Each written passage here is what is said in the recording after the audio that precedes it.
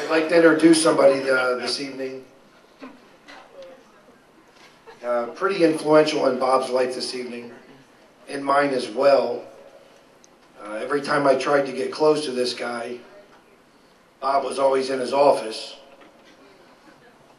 Without further ado, that would be Fred Peruzzi.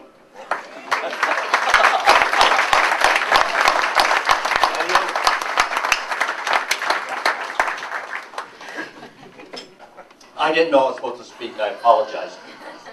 And as usual, I don't have much to say. But obviously, I've known Bob for many years, 30 of them probably. When he first started with us, he was selling used cars. Did a great job for us, but he was going to school. Penn State, I believe, right, Robert? That's correct. Well, the year that he graduated, he wanted to come back to work for us. Unfortunately, or fortunately for him, his mom and dad insisted that he try to find a job in the field where he received his degree. Well, he lasted 6 months looking for a job. Couldn't find a job, I guess, or had one, was making half the money he was making selling cars, and he came back to selling cars with us. And I think that was a very fortunate thing for the Peruzzi organization and for himself, hopefully. But Bob has done a great job for us. I've known him for many, many years. And through difficult times and good times, we've had a lot of fun together. And I can recall some racquetball games when I could play racquetball. And Bob running around the court, beating his racket on the walls. Made sure everybody in the gym could see him. Especially if there were a couple women in the gym. I mean, I think, Norm, if the women were in the gym, it was like, what, a 4 to 6 sweatband day? He'd have sweatbands on his ankles. He had sweatbands on his arms. I mean, when you played racquetball with Bob, I mean, it was a sight. But everybody knew Bob was playing. Especially when he'd have to go out into the open area and walk down and beat the racket on the wall of it, look around, make sure everybody's looking, go get a drink, come back in. And then there were the outings we had, the company outings. We had a lot of fun at the outings, especially when we had softball games. Well, we'd organize these games, whether it be volleyball or softball. And you always knew when Bob was there. You could see him coming from the parking lot. I mean, he had the sweatbands on. He had the head, what was that rag you'd wrap around your head? A do-rag on the head. I remember that one year, I mean, the picnic just got started. And we thought we'd have a softball game immediately. Bob was there 5 minutes. And we're in the field, and I happened to be playing shortstop. And Bob was like behind me somewhere, I don't know, in the field. Somebody hit a line drive softball. And I yelled, I got it, and I jumped up, and it was just out of my reach. And Bob was standing behind me, and don't you know he caught that ball? Right on the nose. It put him down. 5 minutes, the picnic was over for him. But he looked good with the sweatbands on, I'll tell you. We had, I could just go on and on about the picnics and parties. We've had a lot of fun, a lot of great times. Donnie Reed, and most of the people in this room have worked with us or do work with us, and Bobby's been a great part of that, and we've had a lot of fun, and You're not retiring, are you? Not yet. But anyway, I don't know if you want to, who am I looking for? Mark. Should we give it to him now, or you want to wait till later? You want to wait till later? Okay, never mind. We'll wait till later.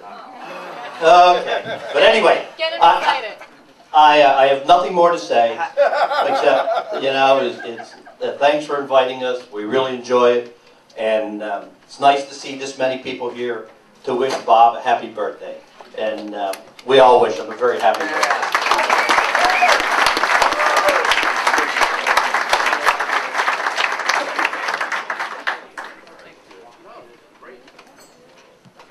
Next, I'd like to bring up a very close friend of Bob's, Justin Costello. There is no break, Justin. Let's give it up for Justin here at Con.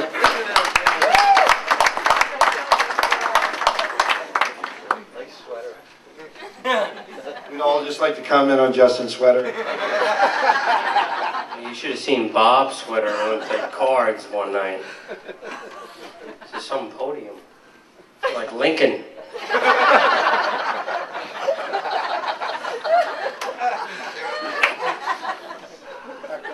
I didn't write anything tonight because I didn't think Bob was going to show up. I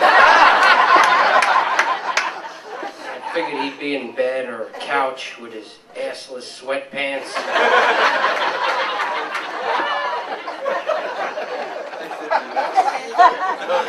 Right, Bob? I gotta give it to him, right? Just so you know, Fred, I do drive for Peruzzi Nissan. I'm the driver.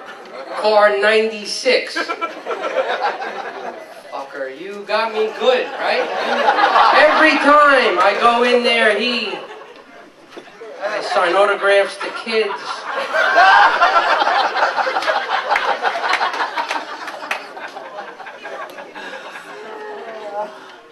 He deserves everything that he gets. It's very embarrassing for me, but what the hell was I talking about?